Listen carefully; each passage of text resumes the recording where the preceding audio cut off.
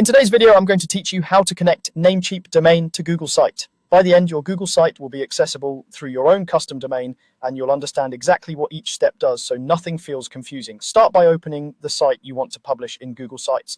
Make sure you're in the correct project and that the site is ready to be connected. In the top right corner, click the gear icon to open settings, then choose custom domains. This is the section where Google Sites lets you link a web address you already own.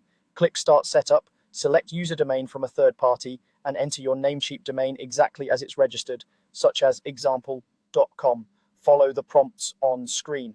If Google asks for a specific version, like a subdomain, be sure to use the format it shows during this flow to avoid mismatches. Next, Google will ask you to verify that you own the domain. It will provide a TXT record, which is a small piece of text you'll add to your domain's DNS settings at Namecheap.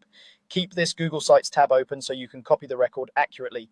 Open a new tab, sign into your Namecheap account, and go to your domain list. Find the domain you entered earlier, click Manage, then open Advanced DNS. Add a new record and choose TXT as the type. For host, use exactly what Google displayed. Often it's the @ symbol for the root domain or a specific label. For value, paste the long verification string Google provided. Leave the TTL at the default unless you specifically need to change it, then save your changes. Head back to the Google Sites tab and click Verify or Continue. DNS changes may take a little time to propagate. Sometimes verification completes in a few minutes, other times it can take longer. If verification doesn't pass right away, wait a bit and try again. Be sure the TXT record matches exactly. No extra spaces, no missing characters. When Google detects the TXT record, it confirms ownership and proceeds to connect your domain to your Google site. After that, give it a short while for everything to update globally.